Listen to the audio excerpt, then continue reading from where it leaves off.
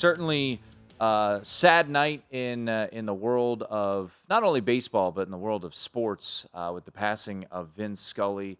Just a I don't even think remarkable gives it justice of the career that he had, but passing away tonight at the age of 94. We have the Dodgers game here on in studio, and they continue to show some of the biggest moments. And someone that certainly can give it some justice is our own icon at VSiN, and that is Brent Musburger, who joins us right now. And Brent, we appreciate the time. For someone like yourself who has been in the broadcasting world for decades upon decades, like Vin was, what were some of your interactions with Vin, and what were some of your, I guess, most memorable memories of Vin as a broadcaster? Tim, so many memories, and VSiN just told me I was unaware that my friend had passed away. This year, the All-Star, Major League Baseball All-Star game was played in Dodger Stadium, as you know, Tim, and some 40 years ago was the last time it was played there, and Vin Scully and Brent Musburger with the CBS radio broadcasters. Now let me be perfectly honest to everybody listening. When you're in a booth with Vin Scully, you're quiet 98% of the time. That's how good he was. And basically, I led in and out of innings. But there was a moment in this All-Star game, and Vinny and I laughed about it for years afterwards. Steve Carlton was on the mound for the National League. He was in pitching for the Philadelphia Phillies. And I was discussing, as we came out of commercial, how good a pickoff move he had developed. He did not have one when he first came into Major League Baseball, but he was lethal late.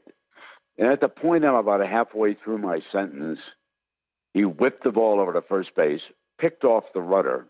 And of course, I'm talking, and the action has a runner picked off. So I continue with the play and record the out. Vinny was quiet, and then picked up at that wonderful tone of his, as though nothing untoward had happened. There was an out on the pickoff, and away he went. And I later said publicly, and then to him, that I'm the only person in the world who ever stole an out from the great Vin Scully. And we laughed about it for many, many years. And I would tell you that of all the broadcasters, and listen, I used to drink almost nightly with Harry Carey in Chicago, and knew Phil Rizzuto well in New York, and all the great old legends of Major League Baseball. There was no one who could describe a baseball game as well and quite like Vin Scully. He was one of a kind, and I so admired him through the years. When I was a writer, that's when I first met him, and I went in from Chicago, and I would talk to him in Los Angeles, and little did I know that I would soon become a broadcaster. And his first wife passed away, and then he became a football announcer for us at CBS while I was doing the NFL Today. And he was working with Hank Stram. And he would go in to cover the Los Angeles Rams, who had then moved down to Anaheim before they went to St. Louis many times.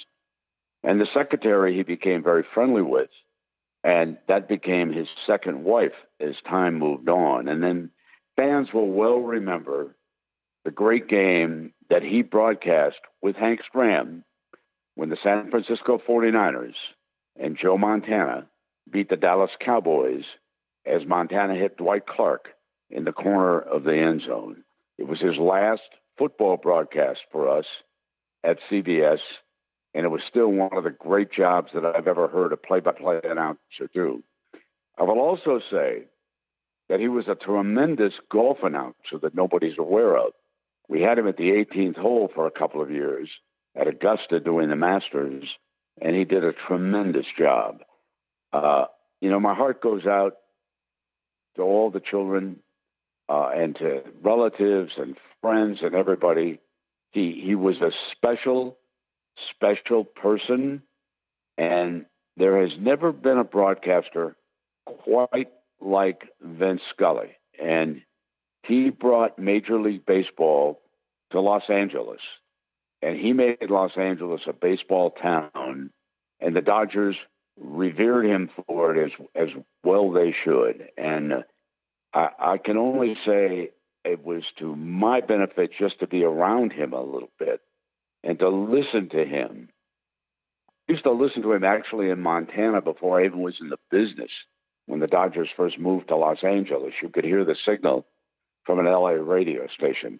And no one could ever describe a baseball game quite like Vin Scully. And I sometimes said, Vinny, I get very excited at times. I jump around and do this. You're kind of low key when you describe everything, and you're eloquent. Tell me why you don't jump up and down like the rest of us do. And he said, Brent, to tell you the truth, when I first started, I got very excited and screamed and yelled about a winning home run. I went back and listened to the tape, and I didn't like the sound of my voice, and I changed it after that. And to everybody's benefit, there was no broadcaster in the world who could do a game quite like Vin Scully. And God bless him and rest in peace, my friend.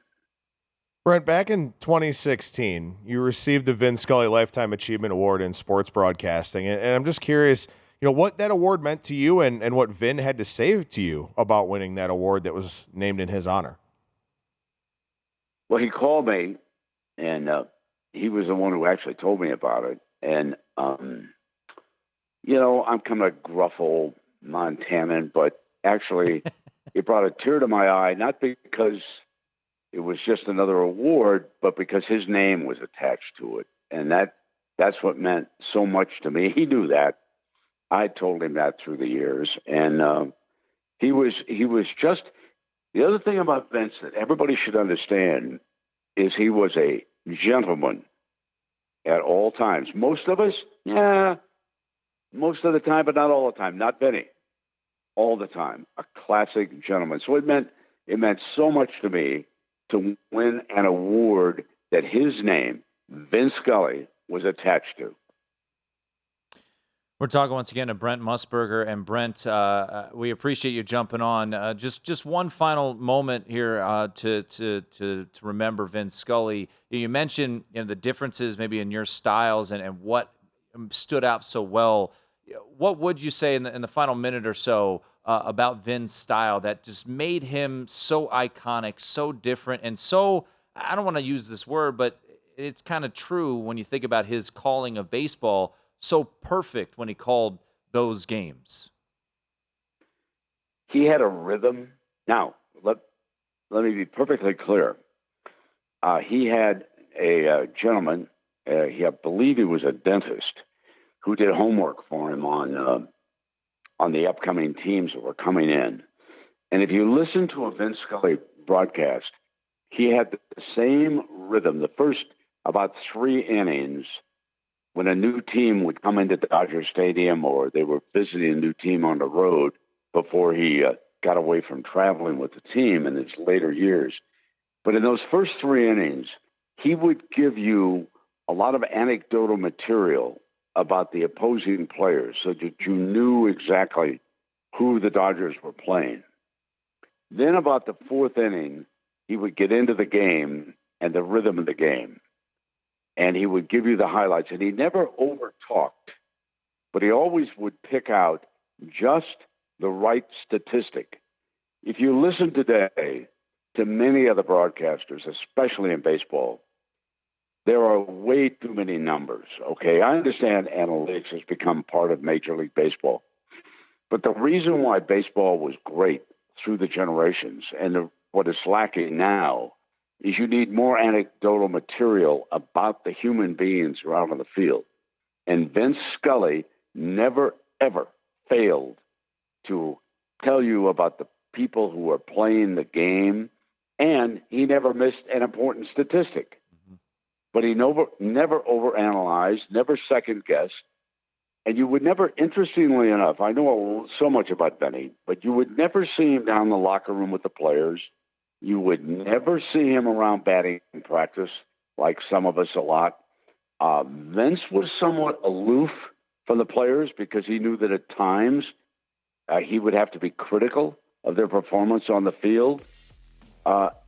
A broadcaster today actually should go back and study what made Vin Scully great, because there are so many things that he did so well.